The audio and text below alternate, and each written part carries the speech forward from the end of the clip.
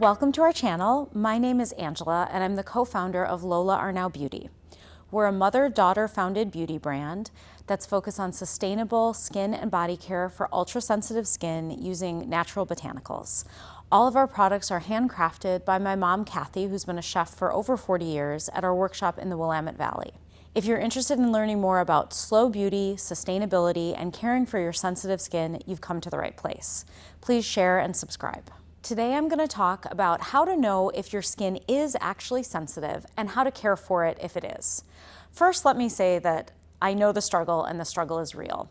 I've dealt with sensitive skin for many, many years. In fact, it's one of the reasons why we founded our brand. I couldn't find the products for sensitive skin that I was looking for. But I know the frustration of trying a new product and wondering why your skin is suddenly red and irritated. I've dealt with allergic reactions, breakouts, all the not so fun things that come with having sensitive skin. And I hope by sharing some of what I've learned today, I can help save you a lot of time and frustration. So first off, how do you know if you have sensitive skin? What exactly is sensitive skin? Well, there's no real clinical definition for sensitive skin, but sensitive skin is skin that gets red, irritated, and is generally kind of difficult to care for. Sometimes it's because of an underlying skin condition like rosacea, eczema, or psoriasis, or sometimes it's just because your skin is sensitive. The first way to tell if your skin is sensitive is if you have reactions when you're using new products, specifically when you're using actives. So when I talk about actives, I mean things like retinol or even vitamin C or glycolic acid. So if you've used those in the past and notice you have a reaction of redness, itchy skin, irritation, or breakouts, your skin could be sensitive. Also, if you notice you're really prone to environmental factors, so if you get a sunburn just by being out in the sun for a little while, your skin might be sensitive.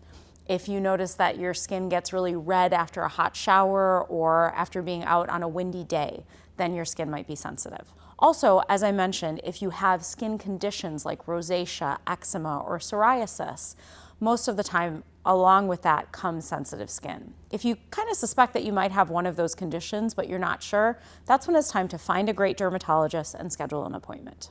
So what are the golden rules of caring for sensitive skin? First and foremost is to go for simple formulations that are fragrance-free. So let's take a moment to talk about fragrance. Our products for Lola Arnao are all fragrance-free, and that was very much a conscious decision and choice. And that's because fragrance can be a complicated thing. Beauty companies don't need to disclose what's in a formula. So if you see fragrance on a label, you don't necessarily know what's in that fragrance. And it was really important for us to be really transparent about our ingredient list and our formulations. Fragrance can also be one of the things that causes the most reaction for skin, sensitive skin and otherwise. So avoiding fragrance is a great way to cut down on the things that cause irritation and reaction. You might wonder, well, what about natural fragrances, things like essential oil? Since they're natural, doesn't that mean that they're good?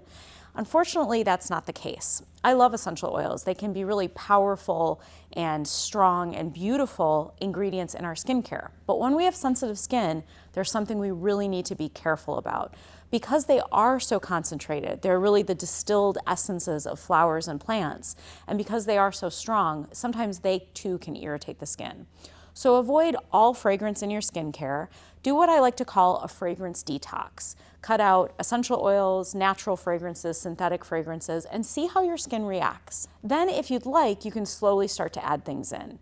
So for example, I love niche perfumes. I'm a huge perfume fan. So it was kind of hard to let go of all fragrance in my body care routine. But what I really found is that so long as I avoid fragrance in things like moisturizers and lotions and things that I put on my face, I can use a spritz of perfume here or there. Also, just because something is fragrance-free doesn't mean it doesn't smell wonderful. For example, our solid lotion bar from Lola Arnao Beauty is made of wonderful smelling ingredients like cocoa butter, which kind of smells like dessert.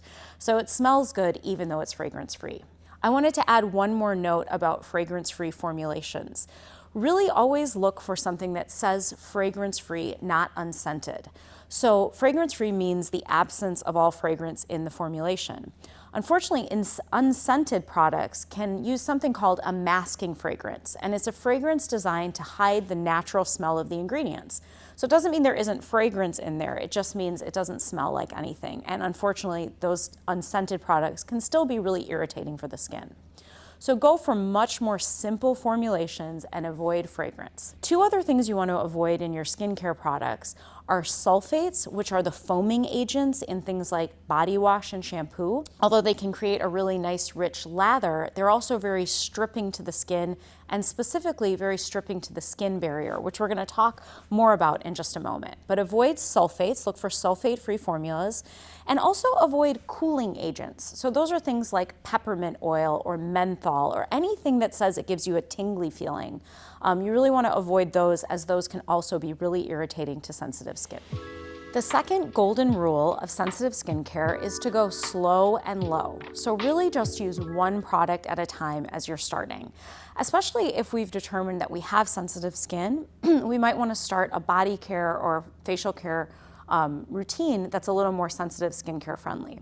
But don't go out and try 15 new products. Just start with one product at a time. Along these same lines, it's important to do patch testing. So as much as this can be kind of tedious, it's really a way to save yourself a lot of literal irritation on your skin.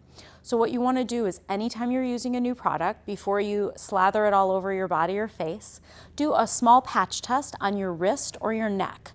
The skin on our wrist and neck tends to be thinner and more reactive, so it's a great place to test. If you don't get a reaction on your wrist or neck, it's probably safe to start to use on the rest of your face or body. Another way to kind of go slow and low with our skincare is to just start by using a small amount. So again, if you're using something that's an active, like a retinol or vitamin C formulation, just use a pea-size amount and use it once a week to begin.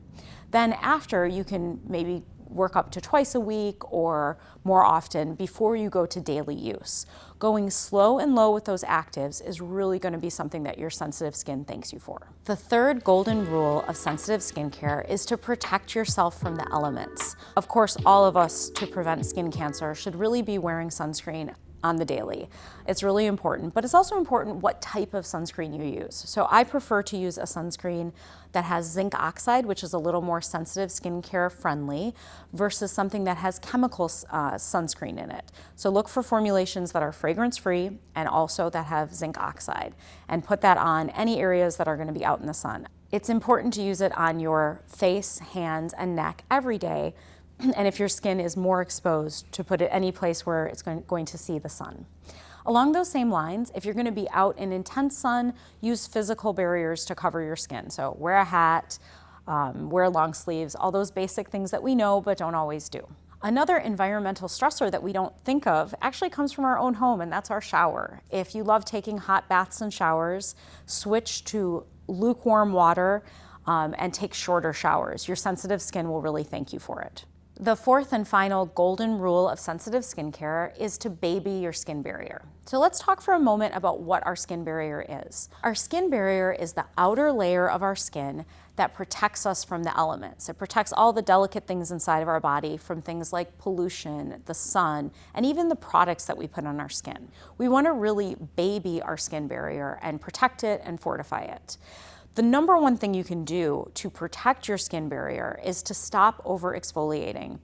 I know that exfoliating, especially if you love beauty products, can feel really good. It gives you an instant short-term glow, and it leaves your skin feeling really silky and smooth.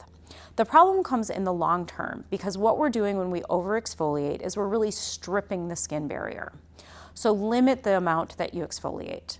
First and foremost, if you have sensitive skin, stop using physical exfoliants, so things like sugar or salt scrubs or scrubs that use apricot kernels, and instead use a gentle chemical exfoliator. I would recommend lactic acid instead of glycolic acid, as lactic acid tends to be a lot more gentle on the skin.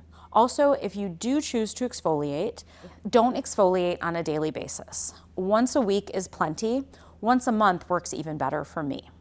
Another great way to care for our skin barrier is to moisturize, moisturize, moisturize. We want to keep our skin as soft, supple, and protected as possible. So using a moisturizer will create an occlusive barrier, protecting our skin and fortifying our skin barrier. I really like to moisturize my body when I get out of the bath or shower. I use our solid body lotion and I take a moment to slow down and kind of mindfully moisturize. My skin is a lot healthier and happier because of that.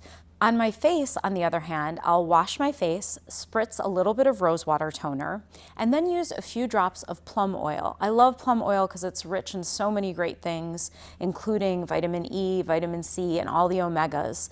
I'll use a few drops in my hand, warm them up, and then gently tap, press, and massage them into my skin on my face. This helps to seal in the moisture from the toner and from washing my face. Again, moisturizing your skin is a great way to protect that skin barrier, keep it healthy and happy so that it can protect you. So those are the golden rules of sensitive skincare. I've hoped you've learned something, and I hope that your skin is a lot healthier and happier because of this. If you enjoyed this kind of content, please share and subscribe, and check out our products at lolaarnao.com. I'll link below. Thanks so much, and hope to see you next time.